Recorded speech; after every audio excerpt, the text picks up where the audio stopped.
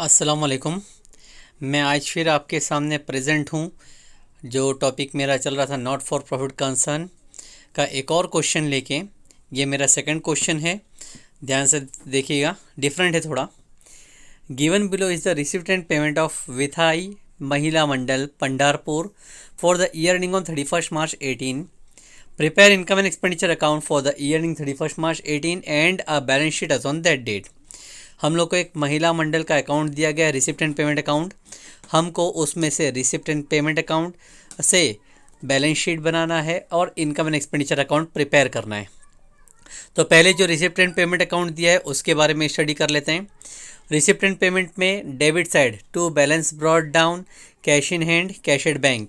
This is opening balance of cash in hand and cash at bank. ये opening balance है। Opening balance का effect सिर्फ एक ही जगह जाता है, वो है ओपनिंग बैलेंस शीट अगर बनाई जाएगी तो, वरना उसका कोई सेकंड इफेक्ट पास नहीं किया जाएगा। ठीक है। एंट्रेंस फीस रेवेन्यू है, इनकम एंड एक्सपेंडिचर के क्रेडिट में इनकम साइड में आएगा। सब्सक्रिप्शन भी रेवेन्यू है, क्रेडिट साइड में आएगा। मिसलेनियस रिसिप्ट ये भी इनकम है, ये भी अपना रेवेन्यू इनकम में जाएगा, मतलब इनकम साइड में। अच्छा, पेमेंट साइड में स्टार्ट करते हैं। तो पहला नाम है salaries 6000, it is an expense, income expenditure का debit side. Repairs to furniture का रिपेयरिंग करना, ये भी एक्सपेंस है, इनकम एंड एक्सपेंडिचर अकाउंट के डेबिट में जाएगा। रेंट रेवेन्यू है, ये भी डेबिट साइड। सैलरी भी रेवेन्यू है, डेबिट साइड। मिस्चर्स एक्सपेंसेस, ये भी एक्सपेंस है, डेबिट साइड। और लास्ट में दिया है balance carried down, cash in hand, cash at bank. ये दोनों क्लोजिंग बैलेंस है, कैश इन हैंड का और कैश एट बैंक का। ये ट्रांसफ़र करेंगे हम लोग बैलेंस शीट के एसेट्स में, क्लोजिंग बैलेंस शीट के एसेट्स में। ठीक है। अब एडजस्टमेंट में पहला ही एडजस्टमेंट, इंपॉर्टेंट एडजस्टमेंट दिया है। Capital fund on 1 April 17 was 90,000। जैसा मैंने आप लोग को पहले वीडियो में एक्सप्लेन किया था एक बार कि हम लोग ओपनिंग बैलेंस शीट बनाते हैं, तो ओपनिंग बैलेंस शीट बनाने का मेन रीज़न होता है कैपिटल फंड फाइंड करना। अब इस क्वेश्चन में हमको कैपिटल फंड ऑलरेडी दिया गया है।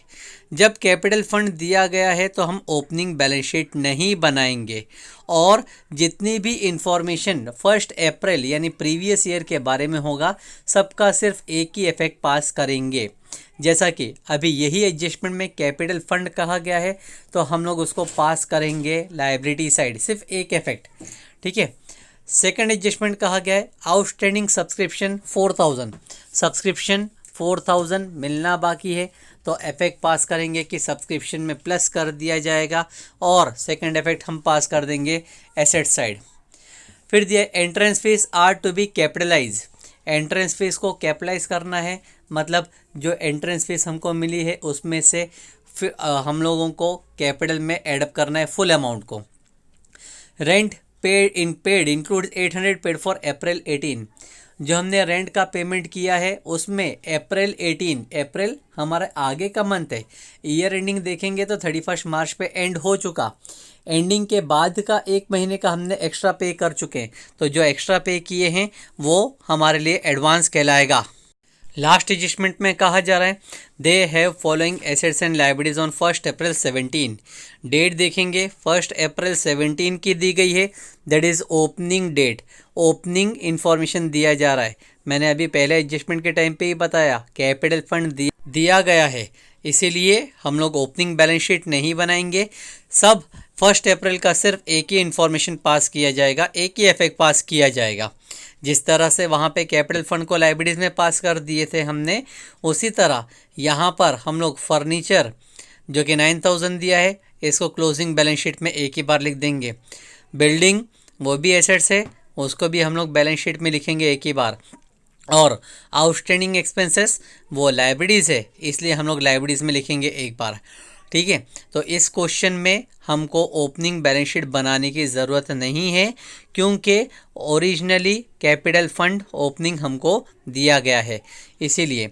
तो हम सॉल्यूशन के लिए बनाएंगे इनकम एंड एक्सपेंडिचर अकाउंट और एक बैलेंस शीट, और फिर हर एक एडजस्टमेंट के 2 इफेक्ट पास करेंगे, रिसिप्ट एंड पेमेंट का एक एक इफेक्ट पास करके सबमिशन करते जाएंगे, सॉल्यूशन करेंगे। एडजस्टमेंट पहला एडजस्टमेंट दिया, capital fund on 1 April 2017 was ₹90,000। तो हम लोगों को सबसे पहले कैपिटल फंड की इंफॉर्मेशन दी जा रही है, दैट इज ऑन 1 अप्रैल 2017। तो इसके बारे में आप लोग को बता दूं कि इसका सिर्फ एक ही इफेक्ट जाएगा और वो भी बैलेंस शीट के लायबिलिटीज में, कैपिटल फंड। ठीक है, जैसा मैंने पहले भी एक्सप्लेन किया था, एक ही इफेक्ट आएगा। सिर्फ लायबिलिटीज में इनर कॉलम में लिख देंगे 90,000। ठीक है, अब second adjustment, outstanding subscription 4,000। Subscription is outstanding for ₹4,000। तो पहले हम लोग क्वेश्चन में देख लेते हैं। सब्सक्रिप्शन दिखाई देगा आपको रिसिप्ट साइड, रिसिप्ट में है सब्सक्रिप्शन 19,000। तो हम लोग उसको लिखेंगे अपना इनकम साइड में बाय सब्सक्रिप्शन, और अमाउंट लिखेंगे इनर कॉलम में 19,000 जितना दिया हुआ था। अब कह रहा है एडजस्टमेंट में इट इज आउटस्टैंडिंग। आउटस्टैंडिंग का मतलब होता है प्लस करना, तो आउटस्टैंडिंग हम प्लस करेंगे। और एडजस्टमेंट में अमाउंट कहा गया था 4,000, तो एडअप कर देंगे 19,000 प्लस 4,000, टोटल 23,000। लेकिन ये करंट ईयर का एडजस्टमेंट है, इसलिए सेकंड इफेक्ट भी पास किया जाएगा। आउटस्टैंडिंग इनकम है, एसेट साइड में लिखेंगे आउटस्टैंडिंग, शॉर्ट में लिख सकते हैं O/S, आउटस्टैंडिंग सब्सक्रिप्शन, और सब्सक्रिप्शन और अमाउंट लिखा जाएगा 4,000 जितना आउटस्टैंडिंग था। ठीक है, थर्ड एडजस्टमेंट कहा गया है entrance fees are to be capitalize. Entrance fees को कैपिटलाइज करना है। एंट्रेंस फीस क्वेश्चन में चेक करते हैं तो रिसिप्ट साइड में दिया हुआ है, लिखेंगे बाय एंट्रेंस फीस अपने इनकम में, और अमाउंट जो क्वेश्चन में दिया हुआ है वो लिखेंगे 3,500। It has to be capitalize, capitalize करना है तो हम लोग इफेक्ट पास करते हैं, यहाँ पे लिखेंगे माइनस कैपिटलाइज, माइनस करके कैपिटलाइज। और परसेंटेज अगर क्वेश्चन में देखें तो क्लियरली दिया नहीं गया है। जब क्लियर इंफॉर्मेशन नहीं होती तो बोला जाता है फुल अमाउंट कैपिटलाइज किया जाना है। 3,000 माइनस 3,500 माइनस 3,500 तो बचेगा 0। सेकेंड इफेक्ट, यही कैपिटल फंड में हम उसको प्लस कर देंगे, प्लस एंट्रेंस फीस और अमाउंट लिखेंगे 3,500। एक इफेक्ट इनकम में से माइनस किया गया, दूसरा इफेक्ट बैलेंस शीट में प्लस कर दिया गया। और आगे फोर्थ एडजस्टमेंट है rent paid includes 800 paid for April 18। Rent का अमाउंट जो कि पेमेंट में साइड में दिख रहा है उसमें 800 रुपए इंक्लूड किया गया है जो कि अप्रैल का है। अप्रैल 18 means it is paid in for next month. हमारा ईयर एंडिंग 31 मार्च पे हो चुका, अप्रैल का पेमेंट कर दिए, वो एडवांस पेमेंट हुआ।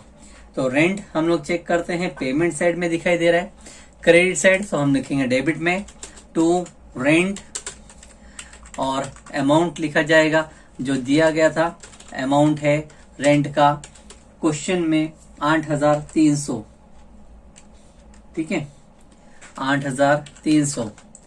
अब 8,300 में से हम लोगों को रेंट कहा गया था, एडवांस में बोला गया है, लिखेंगे माइनस माइनस एडवांस, और एडवांस लिख देते हैं फॉर अप्रैल, एडवांस फॉर अप्रैल। और अमाउंट जो एडजस्टमेंट में कहा गया था वो है 800 रुपए। माइनस करेंगे, बैलेंस बचेगा 7,500 रुपीज। सेकेंड इफेक्ट भी पास करेंगे, रेंट एडवांस में पे किया गया है तो इसका सेकेंड इफेक्ट जाएगा एसेट साइड में, लिखेंगे एडवांस रेंट और अमाउंट लिखा जाएगा 800 रुपीज।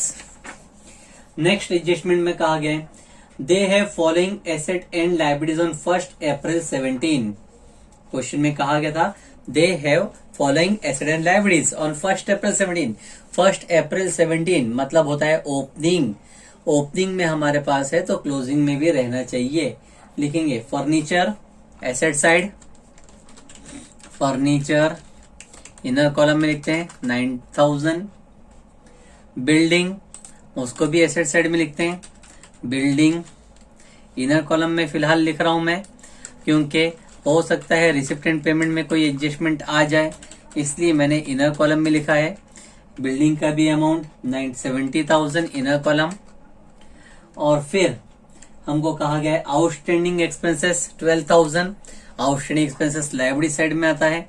देखेंगे आउटस्टैंडिंग एक्सपेंसेस कौन सा एक्सपेंस है बताया नहीं गया, इसलिए लायबिलिटी साइड में इनर कॉलम में लिख देंगे 12,000 इनर कॉलम।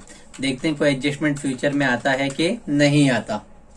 ठीक है, इस तरह से हमारा एडजस्टमेंट सॉल्व हो गए। अब रिसिप्ट एंड पेमेंट साइड को चेक करते हैं एक एक करके।